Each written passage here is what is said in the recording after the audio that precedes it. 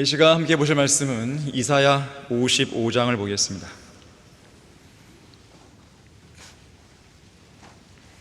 이사야 55장 1절에서 7절까지 말씀을 보도록 하겠습니다.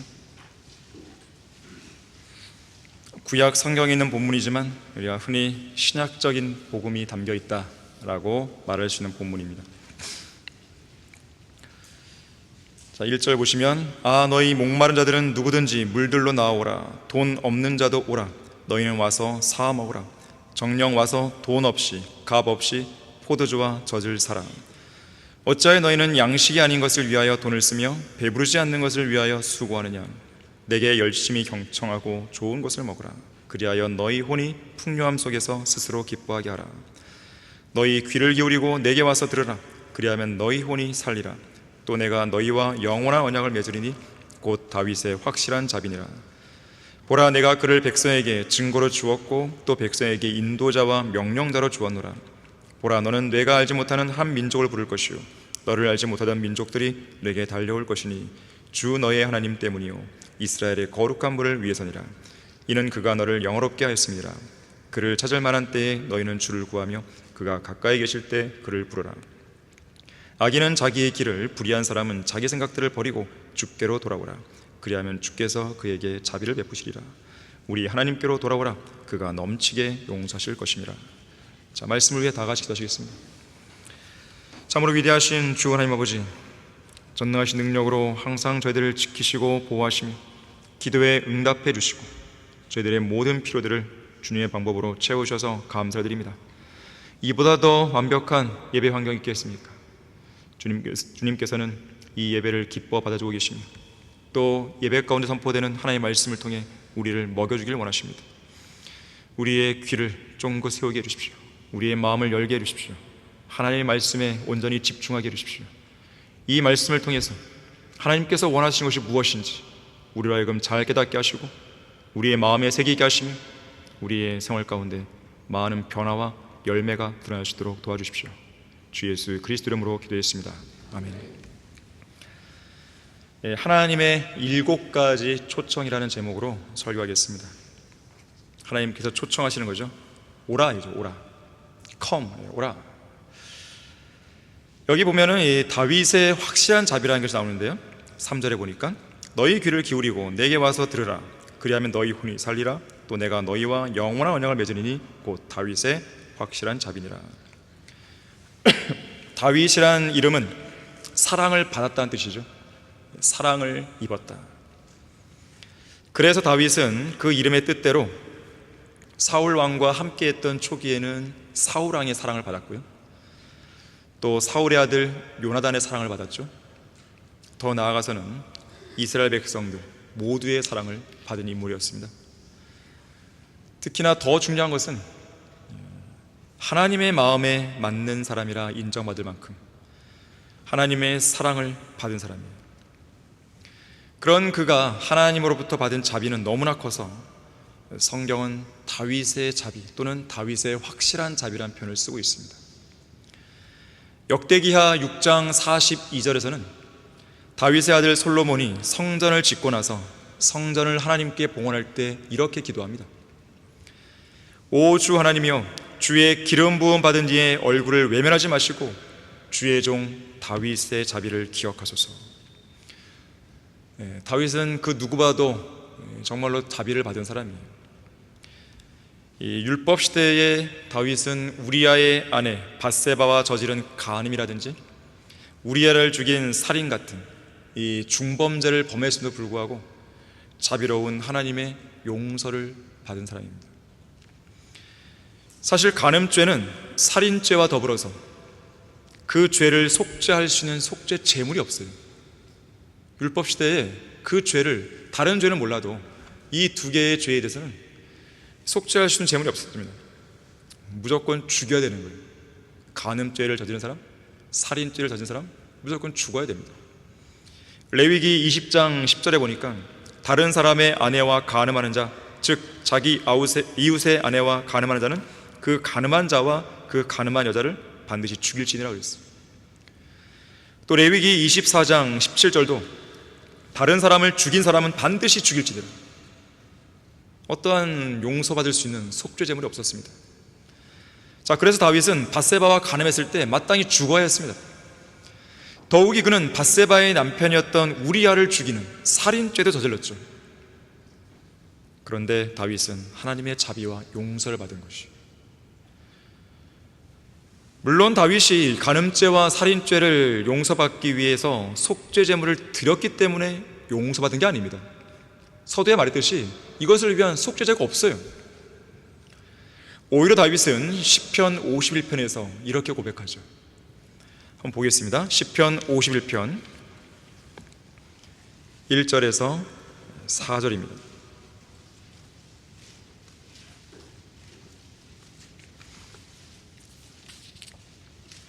시편 51편은 이제 밧세바와 동침한 다음에 선지자 나단이 찾아와서 책망했을 때에 지었던 시죠.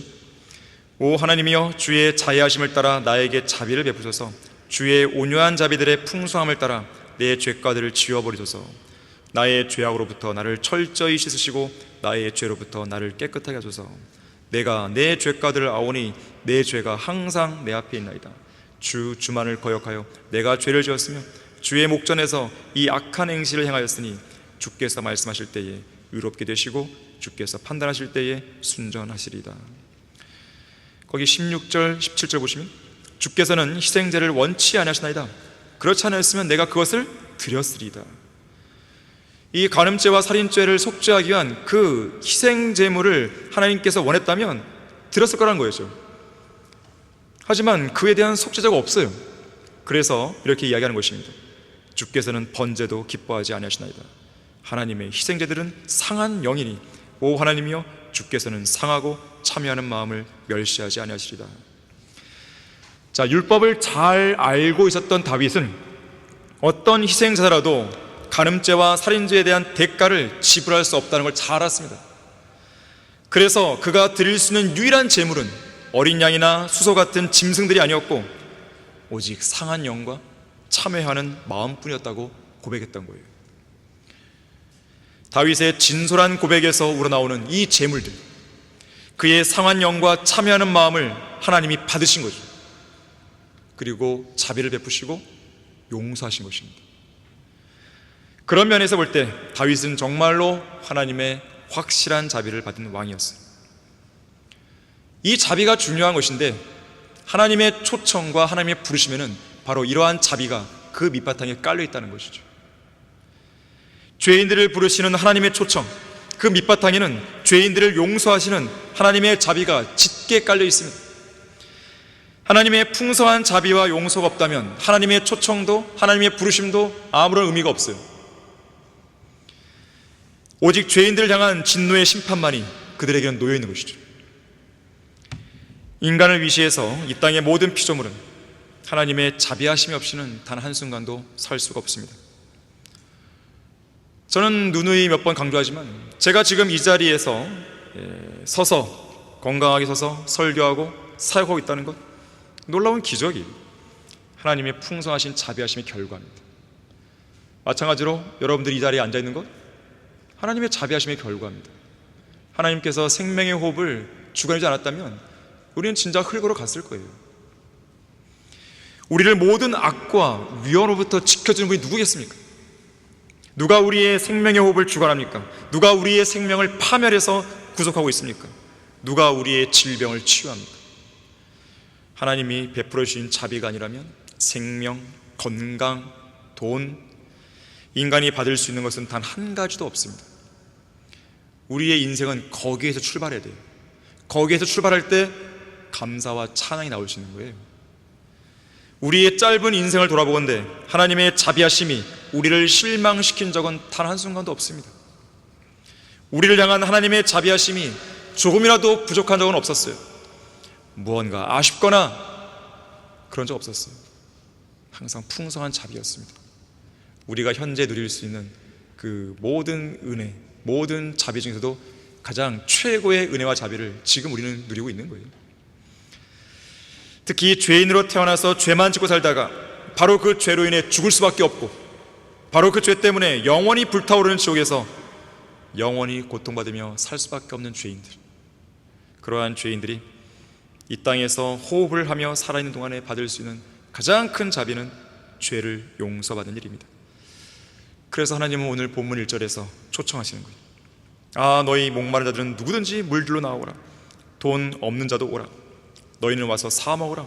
정령 와서 돈 없이 값 없이 포도주와 젖을 사라. 7절에서도 주께로 돌아오라. 그리하면 주께서 그에게 자비를 베푸시리라. 우리 하나님께로 돌아오라. 그가 넘치게 용서하실 것입니다. 자, 이러한 초청에 대해서 우리가 해야 할 일은 딱 한 가지예요. 그 초청에 응하는 거예요. 오라 그랬으면 가면 되는 거예요. 민기적 거릴 이유도 없고 시간을 지체할 이유도 없고 주님께서 어떠한 목적을 가지고 오라 했다면 우리는 가면 되는 것입니다.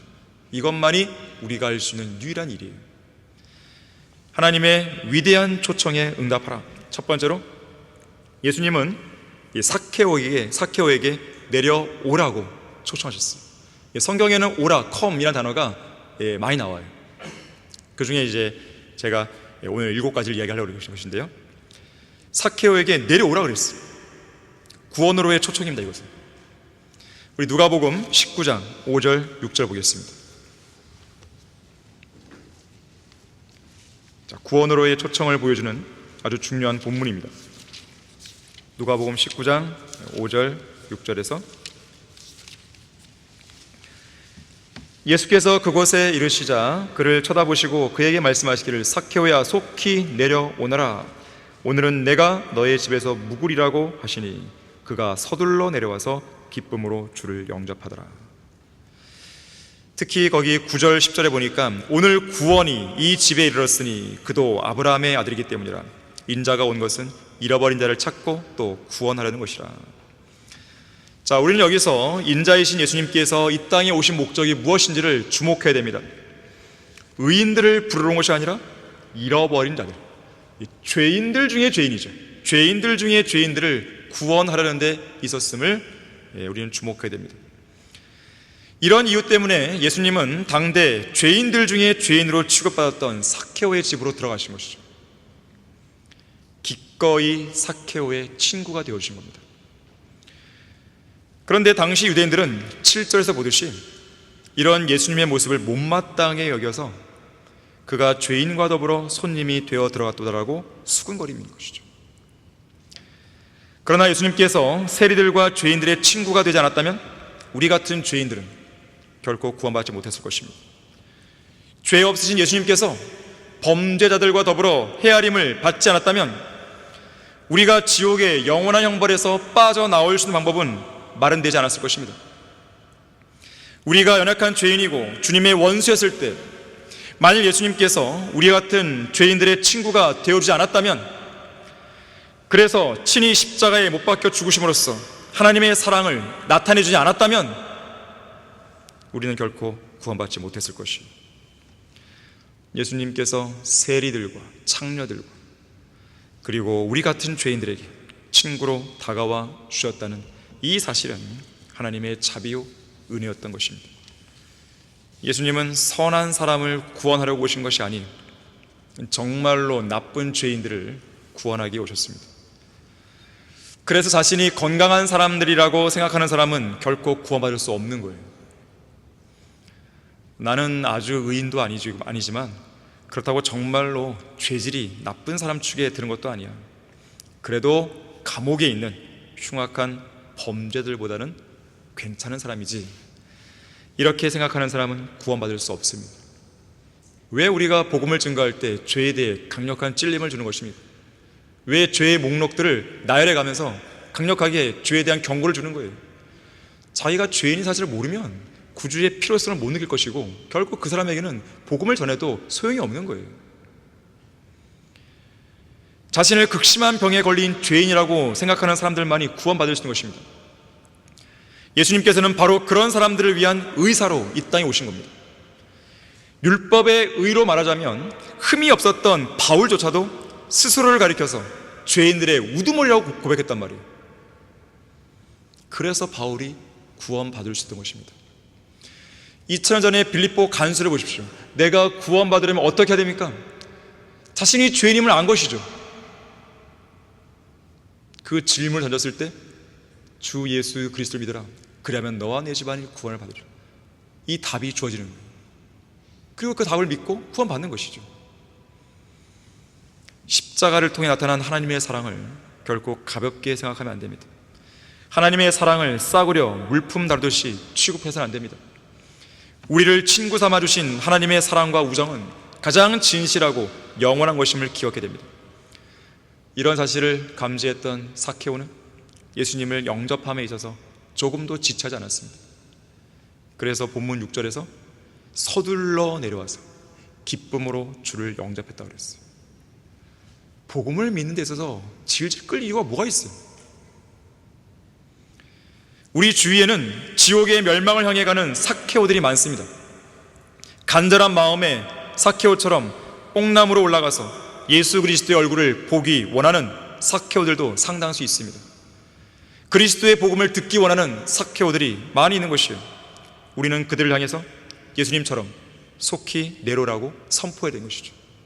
속히 예수 그리스도를 구주로 영접하라고 선포해야 되는 것입니다.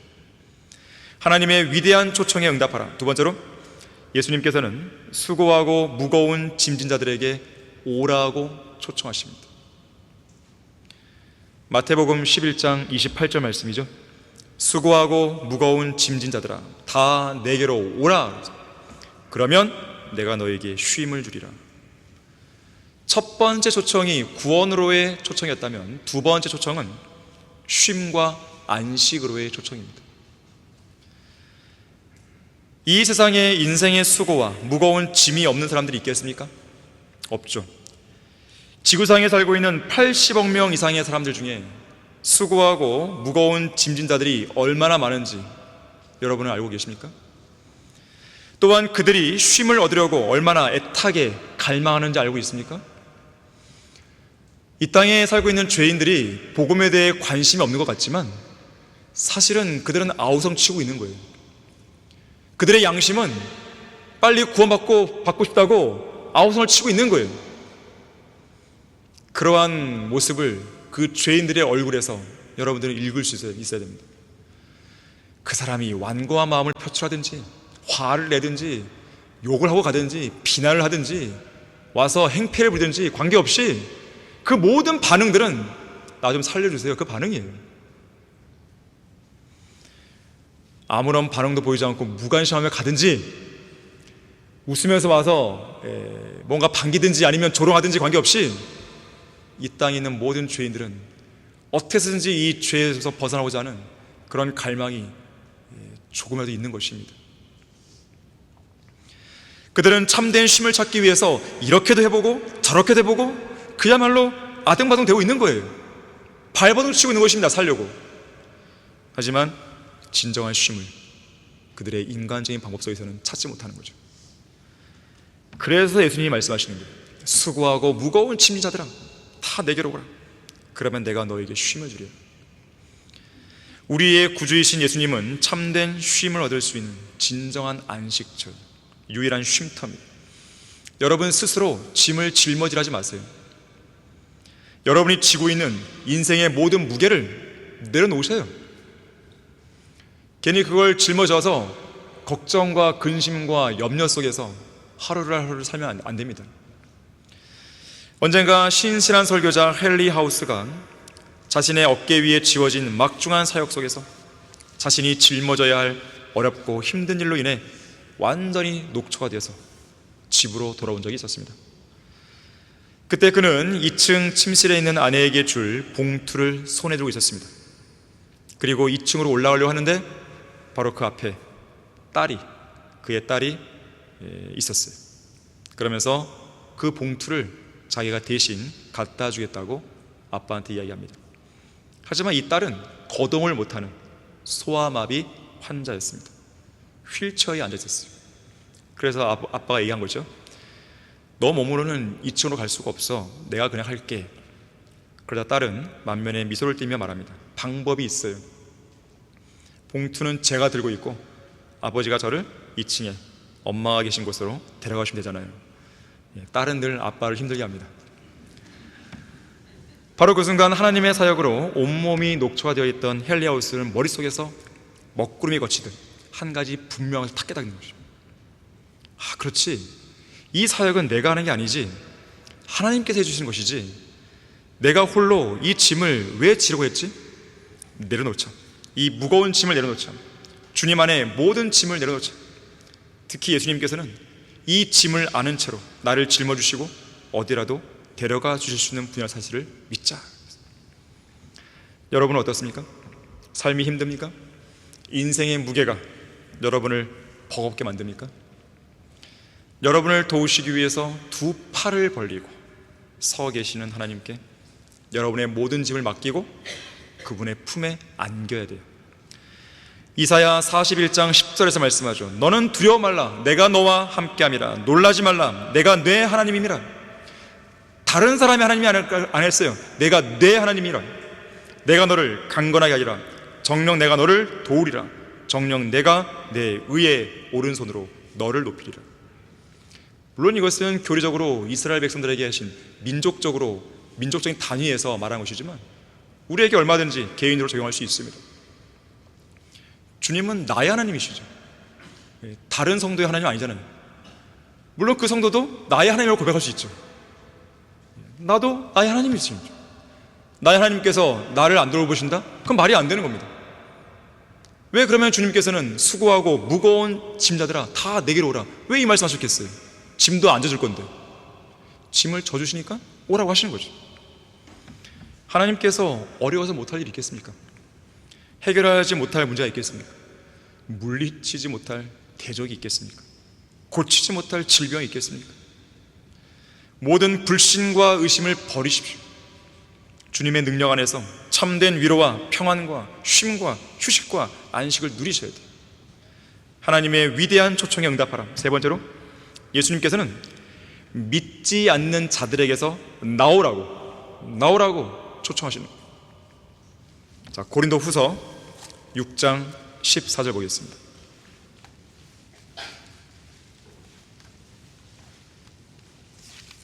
고린도 후서 6장 14절에서 믿지 않는 자들과 멍에를 같이 맺지 말라. 의가 불의와 어찌 관계를 맺으며 빛이 어두움과 어찌 사귀겠느냐. 하나님의 명령은 너무나 분명해요. 자, 17절 보시면 그러므로 주가 말하노라. 너희는 그들에게서 나와 따로 있고 더러운 것을 만지지 말라. 그리하면 내가 너희를 영접할 것이며 그랬어요. 이 세 번째 초청은 성별, 거룩한 삶으로의 초청입니다. 언젠가 러크만 목사님이 성별된 삶과 관련해서 이렇게 말한 적이 있습니다. 우리의 전쟁 무기는 육신적인 것이 아니지만 그럼에도 우리는 여전히 어떤 것들을 허물어야 되고 부수어야 되고 베어내야 된다. 예를 들면 세상 그림들과 세상 사람들의 책들, 그들의 비디오들, CD들, 카세트 테이프들, 음반들, 진화론에 관한 모든 이론들을 허물어야 된다. 또한 나쁜 습관들, 나쁜 교제들, 눈에 보이는 형상들, 우상들, 불신자들과의 모든 연합을 허물어야 된다. 우리는 손도끼로 찍어서 없애는 작업도 해야 되는데 절제되지 않은 음식, 사치품, 게임들, 텔레비전이나 스마트폰을 보면 낭비하는 시간들, 영적으로 또는 성경적으로 말해서 자기가 성경을 바로잡고 고칠 수 있을 만큼 영리하다고 생각하는 고등교육을 받은 지적인 얼간이들을 베어내야 되는 것이다. 일부러 죄를 지을 수 있는 상황을 만들어서도 안 되겠지만 그건 너무 당연한 것이고요. 혹시라도 자기가 의도하지 않았는데도 그런 죄 지을 수 있는 상황과 여건이 주위에 마련되어 있다면 하루빨리 그런 상황을 정리하셔야 됩니다. 주변 청소를 해야 돼요. 주변 정리를 해야 됩니다. 영적 생활에 있어서 불필요한 모든 것들, 하나님께서 전혀 기뻐하시지 않는 모든 상황들을 신속하게 정리하셔야 돼요. 특히 밀폐된 공간에 혼자 있지 마십시오. 범죄들 대부분은 공개적인 야외 장소보다는 밀폐된 방이나 밀폐된 자동차 안에서 벌어집니다. 젊은 청년들 남녀 간에는 단둘이 밀폐된 공간에 있으면 안 되는 거예요. 그런 공간에서는 100% 죄를 생각하거나 죄를 행동으로 옮기게 되어 있습니다.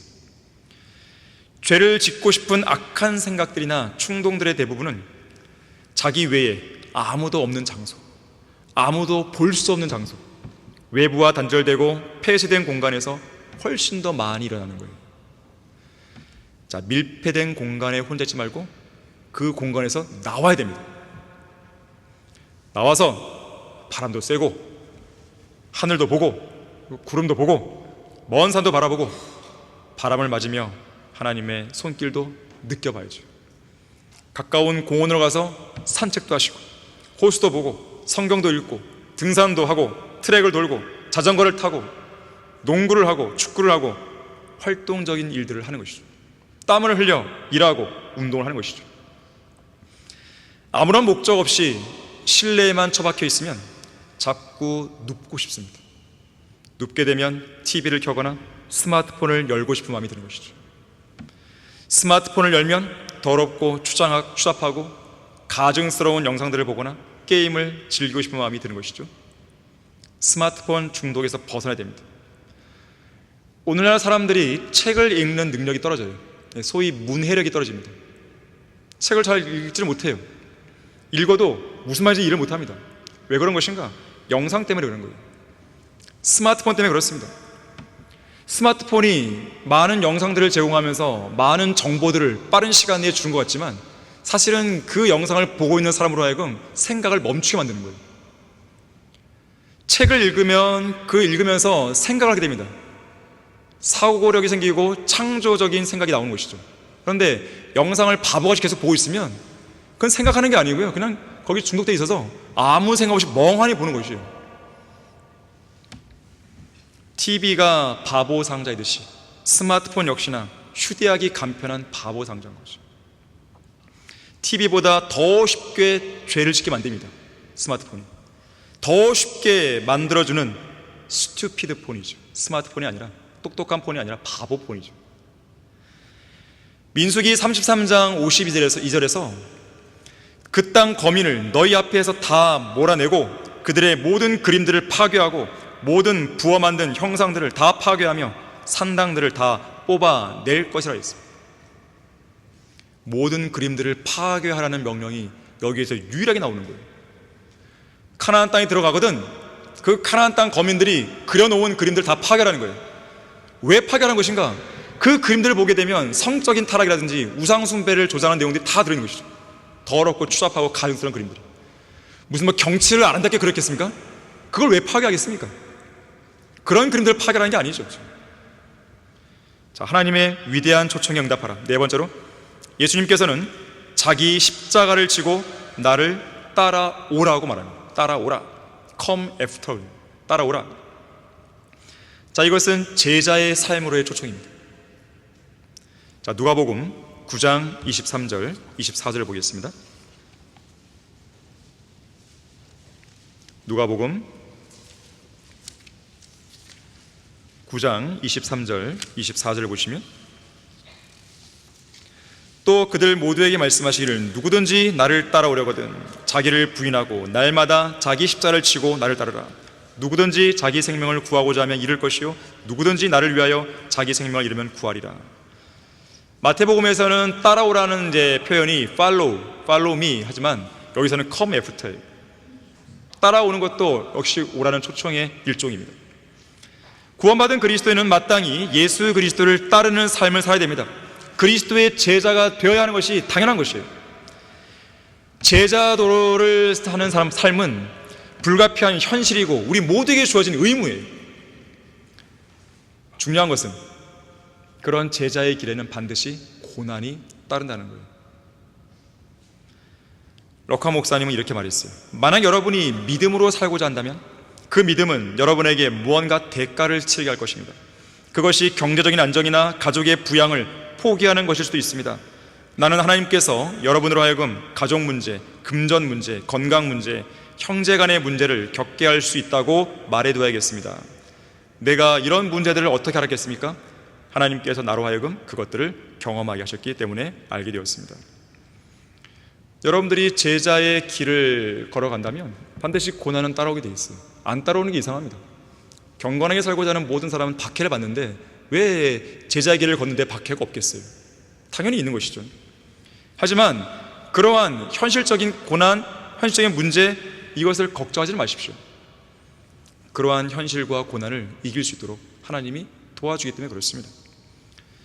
자, 그런데 오늘날 많은 성도들이 안고 있는 가장 큰 문제는 뭐냐면, 이들이 그런 현실을 직면할 때마다 주님을 신뢰하지는 않고 오히려 예수 그리스도를 따르기가 어려운 그런 경우가 생길 때를 대비해서, 또는 그리스도의 제자로서 사는 인생에 대해 실증이 날 때를 대비해서 옛 생활로 돌아가는데 유용한 것들을 그대로 남겨둔다는 거예요. 양다리를 걸치는 거죠. 만약을 대비해서 이걸 남겨놔야 돼. 세상적인 것들을 버리지 않고 손에 꽉 쥔 채로 제자의 길을 걸으려고 하는 것이에요. 십자가를 진다는 게 뭡니까? 제자가 되기 위해서는 십자가를 져야 되는데, 십자가를 진다는 것이 뭐예요? 죽는 겁니다. 죽은 사람이 어떻게 뭘 꽉 쥐고 있겠어요? 다 손을 펴죠. 내려놓죠. 그냥. 세상과 육신과 자아에 대해서 죽어야 되는데, 이것에 대해서 전혀 죽지 않은 채 여전히 옛 생활을 꽉 쥐고 있고 한쪽 발을 여전히 옛 생활 속에 담그고 살게 되면 제자의 삶을 살 수가 없어요. 십자가를 지고 그리스도를 따라야 하는 그리스도인들은 그 모든 것들을 내려놔야 됩니다. 왜냐하면 언제라도 주님께서는 그것들을 내려놓으라고 우리에게 명령하실 수 있기 때문에 그런 거예요. 19세기 말 미국에 윌리엄 보덴이 있습니다. 윌리엄 보덴은 부모의 도움으로 세계 여행을 하게 됩니다. 세계 여행을 하면서 예수 그리스도를 믿지 않는 세상을 보게 돼요. 그러한 세상에 하나님의 일꾼이 턱없이 부족한 현실을 목도합니다. 특히 아시아 지역에서 극단적인 고행으로 우상을 섬기는 엄청난 수의 무지한 죄인들과 전쟁으로 피폐해진 난민들을 보면서 그들에 대한 연민이 끓어오르는 것이죠. 그리고 윌리엄 보덴은 이렇게 살아서는 안 되겠다, 내가 선교사가 되어야겠다고 결심합니다.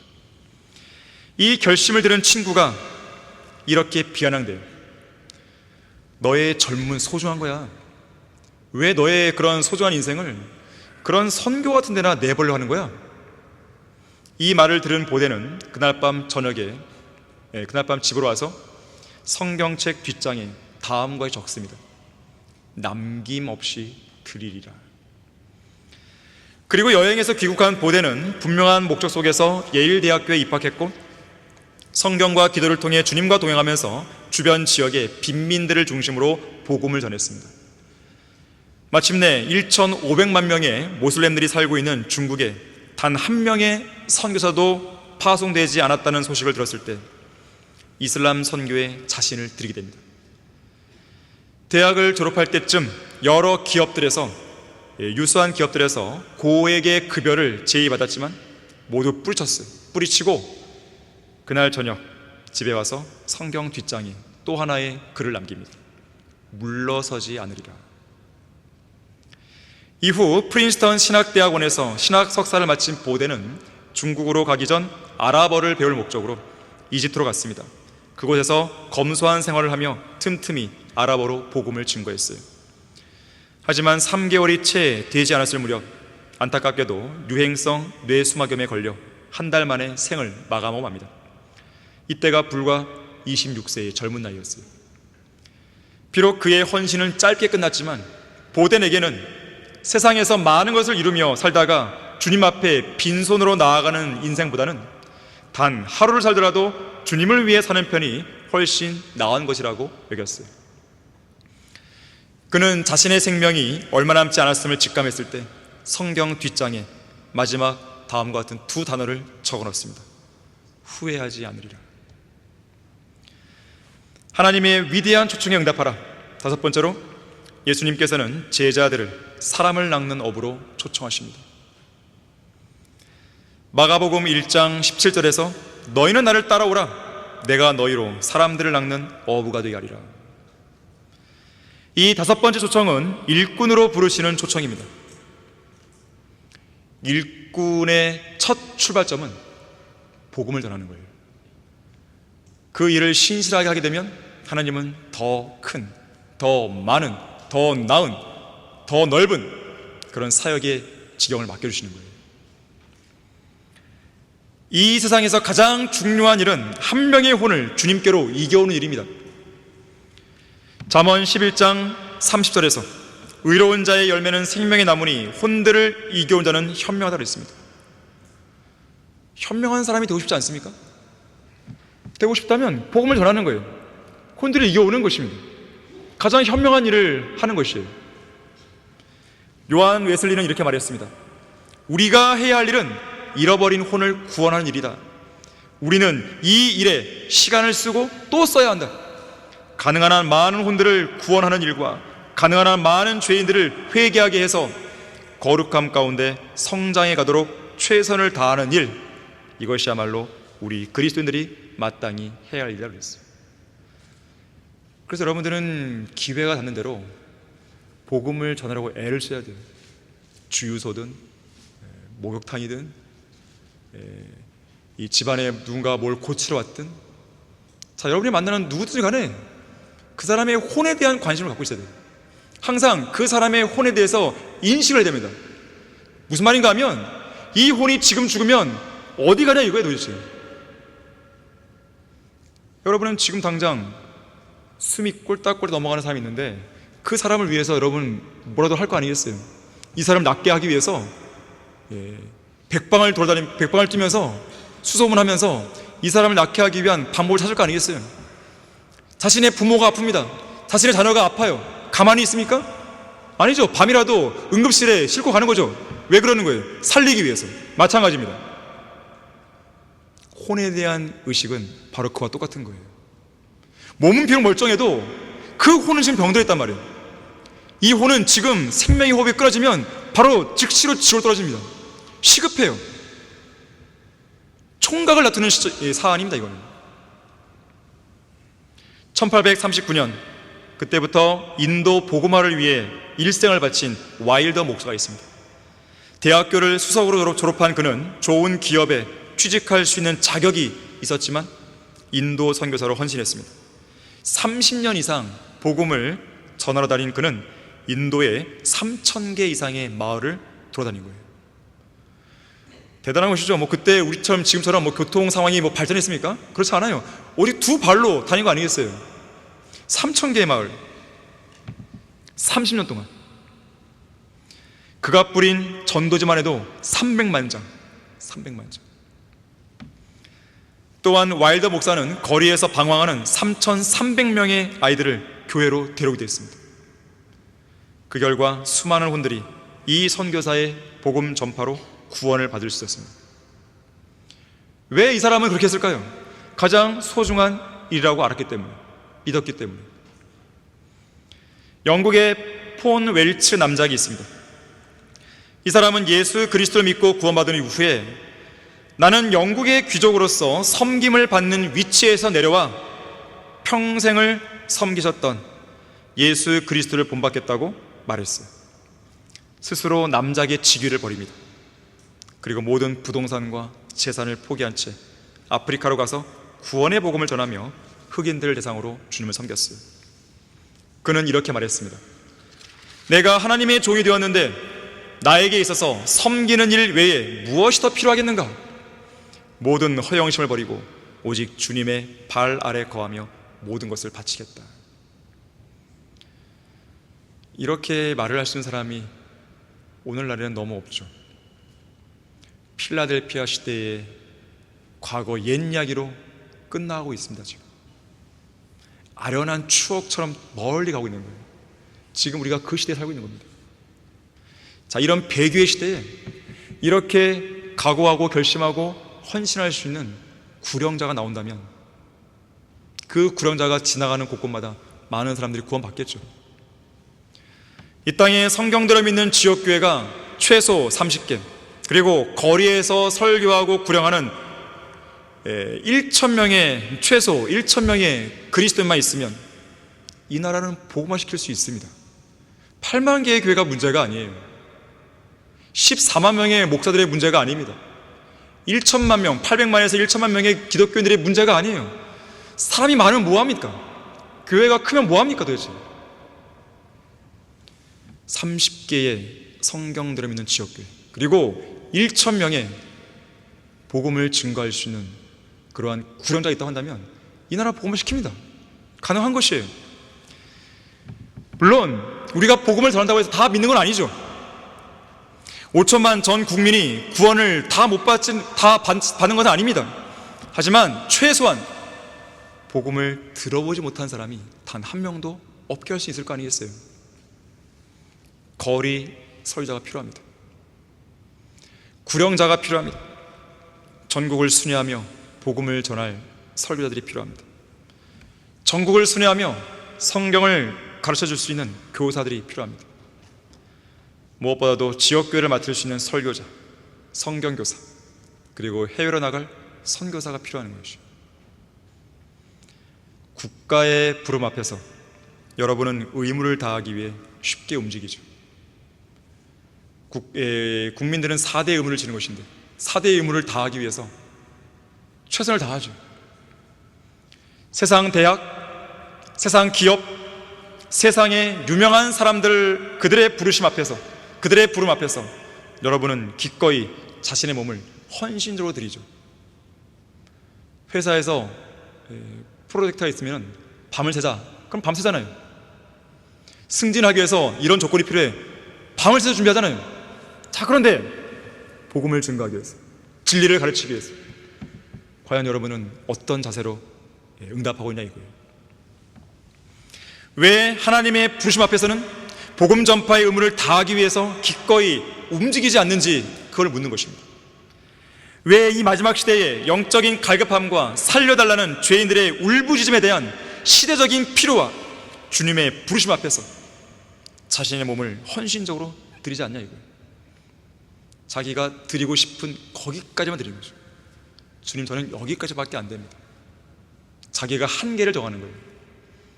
하나님의 부르심이 그 한계를 벗어난다고 했을 때 그 사람은 멈추는 거예요. 주님, 저는 여기까지만 하겠습니다. 제가 누누이 말씀드리지만 여러분은 여러분이 하고 싶은 것으로, 여러분이 하고 싶은 방법으로, 여러분이 하고 싶은 시간대에 또 장소에서 하나님을 섬기려고 하지 마세요. 하나님은 그거 안 받으십니다. 하나님이 원하시는 것을 하나님이 원하시는 방법으로, 하나님이 원하시는 그때에, 그리고 그 장소에서 해야 됩니다. 그래야 그리스도 심판석에서 인정받는 거예요. 한 혼은 세상과도 바꿀 수 없잖아요. 그 가치는 대단한 것입니다. 우리가 구령하는 일에 동참하는 것은 참으로 위대한 일이라는 것을 기억하셔야 돼요. 하나님의 위대한 초청에 응답하라. 6번째로, 예수님은 요한복음 11장 43절에서 죽은 나사로에게 무덤에서 나오라고 초청하셨죠. 자, 이것은 부활에 대한 초청입니다. 죽음에서 생명으로의 초청이죠.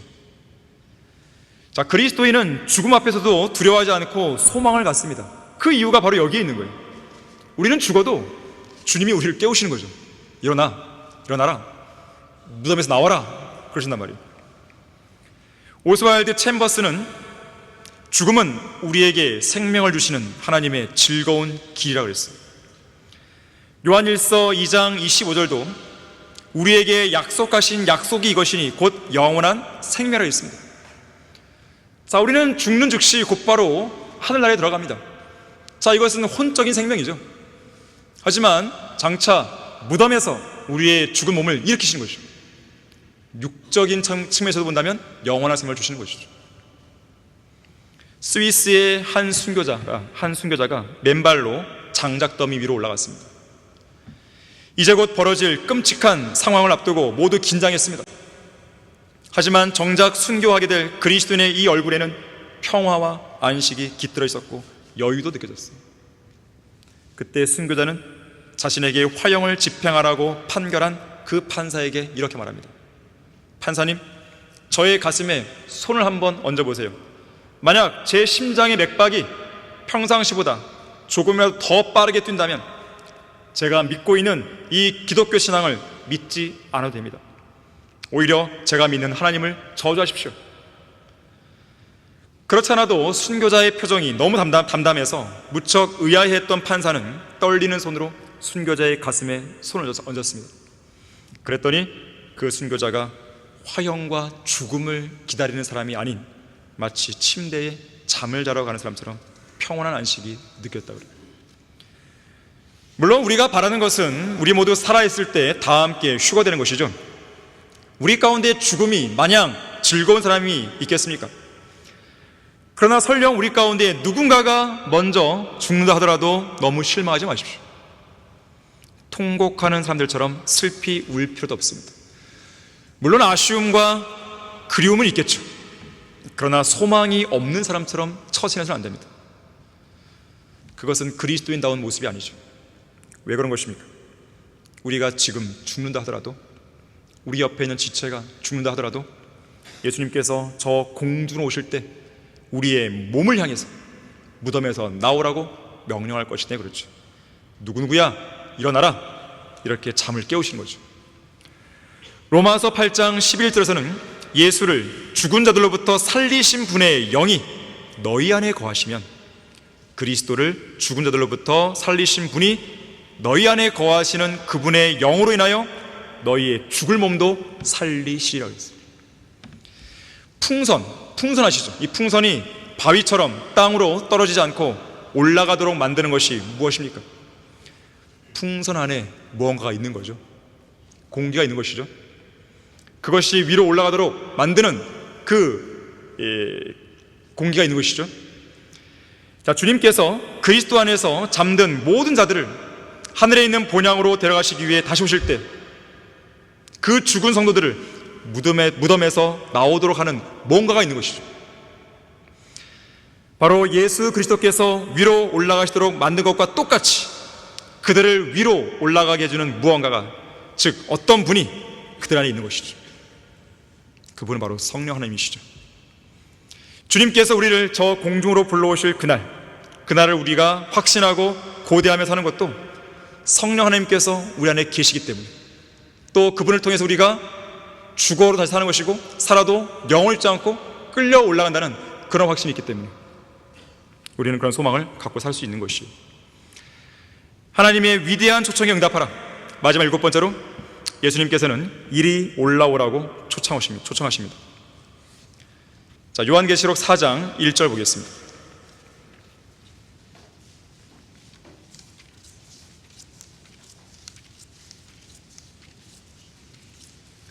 요한계시록 4장 1절 말씀 보시면, 이 일 후에 내가 쳐다보니 보라, 하늘에 한 문이 열려 있는데 내가 들은 첫 음성은 나팔 소리 같았으며 내게 말하여 이르기를 이리 올라오라, 내가 이후에 마땅히 일어나야 할 일들을 내게 보여주리라 하더라. 자, 이 마지막 초청은 영원 세계로의 초청입니다. 예수 그리스도의 피로 구속받은 성도들은 가장 거룩하고 가장 높이 우뚝 솟아있는 저 영원 세계를 향한 마지막 여행을 목전에 두고 있는 사람들이죠. 우리는 이 여행을 위해서 불필요하게 짐을 쌓을 필요가 없습니다. 오히려 이 마지막 여행은 모든 걸 놔두고 가는 여행이죠. 우주에서 적응하기 위한 훈련이 필요 없습니다. 우주복도 필요 없습니다. 우주선도 필요 없어요. 우주정거장도 필요 없습니다. 주님께서는 우리가 이 영원의 장소로 여행할 수 있고, 또 영원의 장소에서 영원토록 살기에 가장 적합한 몸으로 우리를 바꿔주실 것이에요. 이것을 위해서 불필요한 경비를 드릴 필요도 없습니다. 우리는 값없이 올라가는 거예요. 돈 없이도 올라가는 거예요. 이미 예수 그리스도께서 우주에서 가장 비싼 값을 우리를 대신해서 지불했기 때문에 그렇습니다. 그뿐 아니라 주님께서는 영원으로의 마지막 여행을 끝마칠 성도들을 위해서 저 영원에서 영원히 살 수 있는 모든 준비도 마련해 주셨습니다. 영원한 재산이 있죠. 영원한 도성이 있죠. 영원한 집이 있죠. 영원한 몸이 있고 영원한 유업 등이 우리를 위해 이미 예비되어 있는 것이죠. 영원 세계에서 영원무토록 잘 사는데 걸맞은 모든 것들이 준비되어 있습니다. 어떤 그리스도인 사업가가 사업이 완전히 파탄날 지경에 다다르자 낙담과 절망 속에 빠져서 인적이 드문 어느 시골길을 걸어오고 있었습니다. 그 길 끝에서 다 무너져가는 어느 작은 시골집을 마주하게 되었어요. 집 여기저기가 심하게 파손되어 있었고 유리가 깨진 창문은 널빤지로 대충 덧대어 놨습니다. 마침 집 문 앞에서 한 어린 소녀가 인형을 가지고 놀고 있었는데 인형도 너무나 낡아갖고 여기저기가 다 터져갖고 솜들이 다 삐져나왔어요. 하지만 그런 집이나 인형의 모습과는 다르게 이 소녀의 얼굴은 너무나 행복해 보였습니다. 하도 궁금해서 사업가는 소녀를 향해 조심스럽게 다가가서 물었어요. 얘야, 너는 이런 초라한 집에 살면서도 어떻게 그렇게 행복해 할 수 있는 거니? 집도 낡았고 창문도 파손되고 너가 손에 들고 있는 인형은 솜이 다 삐져나와 있는데 뭐가 그렇게 즐거운 거니? 그래서 어린 소녀는 미소 짓는 얼굴로 그 사업가를 쳐다보더니 저 하늘을 손으로 딱 가리키면서 귓속말로 이렇게 말합니다. 사실 이건 저만의 비밀인데요, 우리 아빠가 정말 돈이 많거든요. 지금은 저 높은 언덕 꼭대기에 저택 하나를 짓고 계신데 완전히 새 집이래요. 이 말이 이 사업가의 마음에 감동으로 와 닿았습니다. 비록 이 땅에서의 사업이 파탄한다 해도 하늘에 계신 아버지 하나님께서는 보다 더 크고 소중한 것들을 자신을 위해 간직해 두고 계신다는 그 사실을 불현듯 깨닫게 된 것이죠. 바로 그때 하나님께서는 그의 마음속에서 이렇게 말씀하시는 것 같았습니다. 아들아, 저 하늘 위 구름들 너머에 너를 위해서, 다름 아닌 너를 위해서 내가 저택 하나를 마련해 놓았다는 것을 모르느냐? 찬송가 548장이 작사 작곡된 배경이 바로 이것입니다. 내가 사는 집 심히 누추하고 은이나 금 거의 없어도 나는 만족하겠네. 구속받은 자들 환하게 빛날 저 도성에서 은으로 둘러싸인 황금집을 바라보기 때문이지. 늙음이 없는 찬란한 그 땅, 저 높은 언덕 위에 나를 위한 아름다운 저택 하나가 마련되어 있네. 언젠가 그곳에 가면 다시는 방황하지 않고 순금으로 된 도성의 거리들 위를 즐겁게 다니겠네. 자, 결론적으로요, 오늘 본문에서는 하나님께서 오라고 초청하십니다. 이러한 초청은 성경의 마지막 책, 마지막 장에도 나와요. 요한계시록 22장 17절인데요, 또 성령과 신부가 말하기를 오라 하더라. 듣는 자도 오라 말하게 하고 또 목마른 자도 오게 하며 원하는 자는 누구든지 생명수를 값없이 마시게 할지어다. 이사야 55장 1절 말씀과 유사하죠. 이처럼 주님께서는 오라라는 단어로 주님의 위대한 말씀인 이 성경을 끝마치고 계시는 것입니다. 마치 주님께서는 전 인류를 향해 마지막으로 초청하시는 것 같아요. 이제 얼마 안 남았으니까 이 마지막 기회가 주어졌을 때 이 마지막 초청에 응답하라는 하나님의 긴급한 메시지인 것 같습니다. 누가 현명한 사람입니까? 이 초청에 응하는 사람들이에요. 우리에게 있어서는 7가지 초청이 있는 것인데 이 중에서 첫 번째 초청은 우리가 구원받았을 때 이미 지나갔죠. 현재 남아있는 것은 두 번째 쉼과 안식으로의 초청부터 5번째 초청까지 우리에게 남아있어요. 우리가 구원받은 이후 계속해서 우리가 이 땅을 살면서 응답해야 될 초청입니다. 그리고 마지막 2가지, 6번째, 7번째는 우리의 미래에 속해 있습니다. 이러한 초청에 올바르게 응답하고 올바른 자세와 반응을 보이는 성도는 요한계시록 22장 20절에서 예수 그리스도를 향해 어서 오시라는 초청을 하게 됩니다. 이러한 일들을 증거하신 분이 말씀하시기를 반드시 내가 속히 하시니라. 아멘. 그러합니다. 주 예수여 오시옵소서. 이제 곧 있으면 우리 모두 그토록 기다렸던 예수 그리스도를 만날 것입니다. 성경과 교회사에서 봤던 믿음의 사람들 만날 것입니다. 피터 러크마 목사를 만날 것이고 이성호 목사를 만날 것이죠. 얼마 전에 죽은 프란치스코는 안 만납니다. 우리는 우리가 만나고 싶었던 사람들 만나서 어린 양이신 예수 그리스도의 승리를 찬양하는 새 노래를 부를 것이요, 또한 우리는 이렇게 그날 노래할 것입니다. 주 공중에 흰 구름 타고 올 때 큰 영광과 나팔 소리, 주 재림에 세상을 심판해도 나의 혼은 겁없겠네. 조금만 더 참고 인내해야 됩니다. 자비로우신 하나님께서 부르시는 이 7가지 초청에 모두 다 올바르게 응답하는 여러분이 되길 바라겠습니다. 자, 기도하겠습니다. 고마우신 아버지 하나님, 오늘 하루도 주님 안에서 영과 진리로 경배를 드리게 하시고 말씀을 통해서 우리의 영적 양식을 삼게 해주셔서 감사드립니다. 하나님의 말씀이 우리를 살립니다. 하나님의 말씀이 우리에게 힘을 주고 위로를 주고 도전을 주고 생명을 주고, 그리고 우리가 나아가야 할 그 길에 있어서 지침을 마련해 주는 것입니다.